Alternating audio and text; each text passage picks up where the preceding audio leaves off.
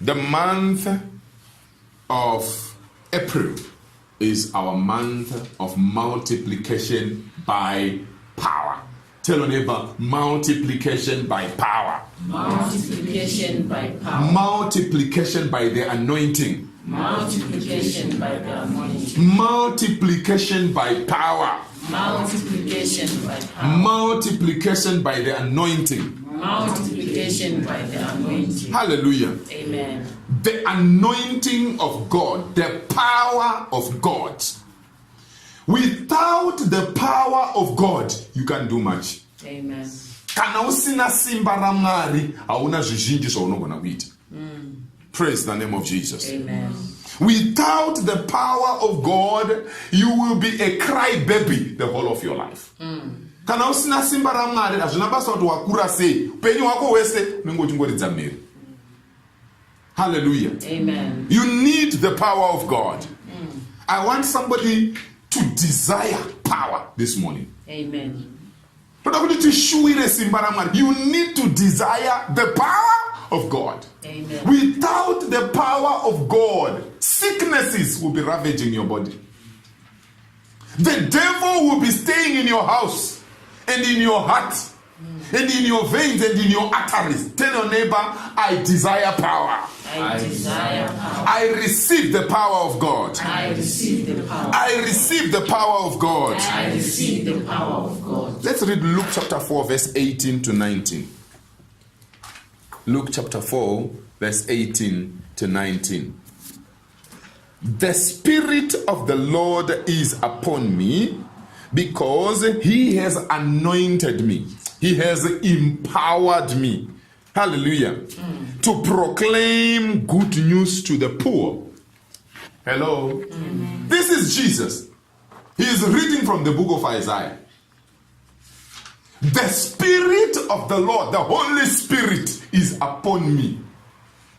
When the Holy Spirit is not upon you, you can't do much for God. You can't even do much for yourself. The Spirit of God is upon. Jesus had the Spirit of God with him. Because He has anointed me to do what? To proclaim good news to the poor. You cannot preach the good tidings of Jesus Christ without power. You can preach, but it won't have results. Unogona kuparidza evangeri ikasapa zvibereko nekuda kwokuti hauna simba. Hallelujah. Amen. Preaching good news to the poor, to destroy the shackles of poverty. Did you know that even poverty, urombo, goes away by the power of God? Amen. What does Deuteronomy 8:18 say? He's the one who gives us. The Lord is the one who giveth us power to create wealth. People go and look for powers from sangomas, from witch doctors. They have an understanding that you need power for you to make it in business. The only problem is that they are ignorant. They don't know which power is needed to create wealth. Which power is needed to destroy poverty. Amen. Hallelujah. Amen. So, and then Jesus says, He has sent me to proclaim liberty to the captives. You want to be free from bondage of darkness? You need power. You want to free people from the bondage of darkness? You need power. Amen? Amen. Hallelujah. I saw a video where twins, two beautiful girls, both of them went mad same time.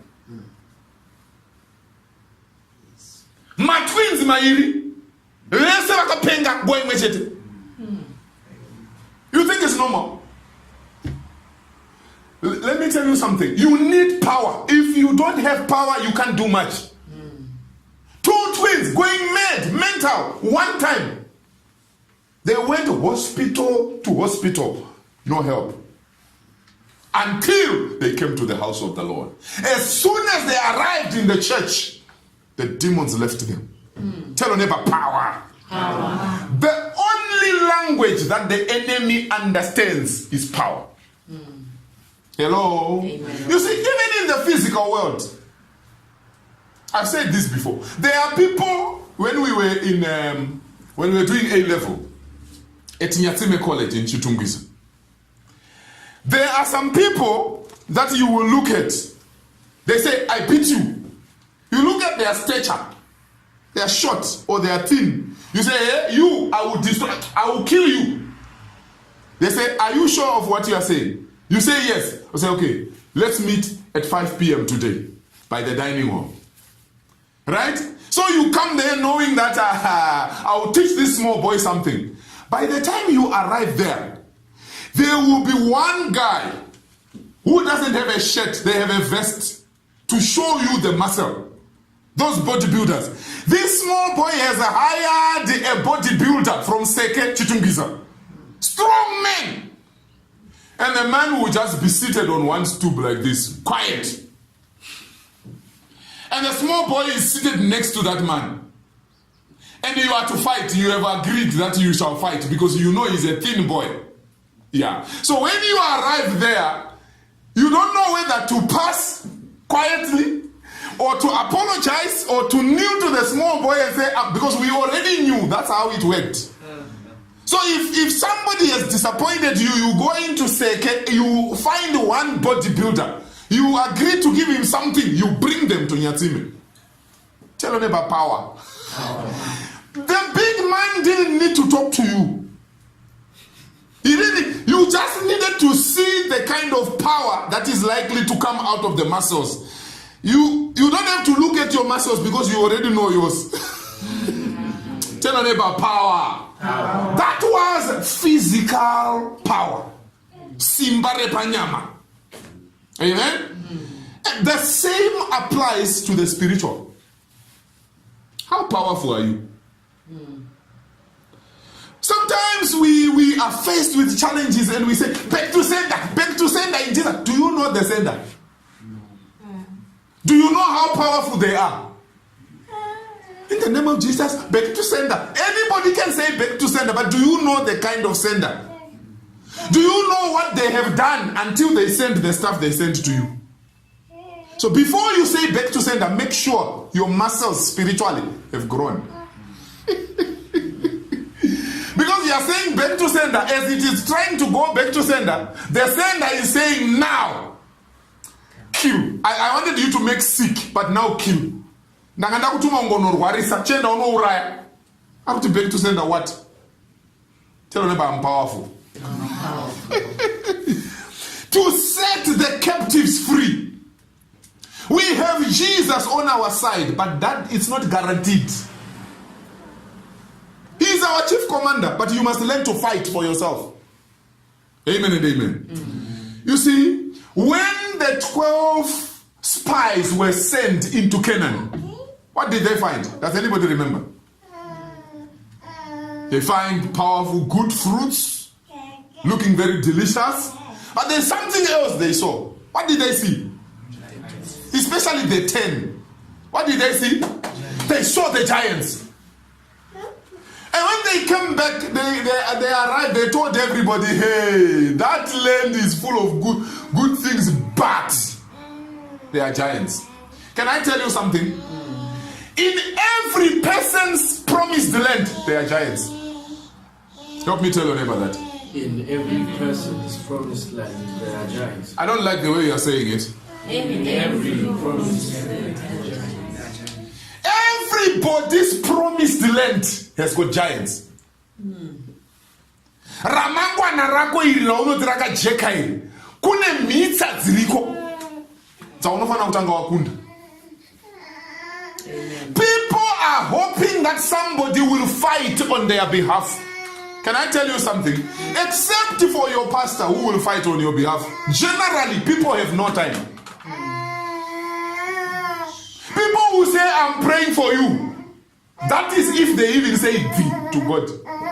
If they finish their own issues.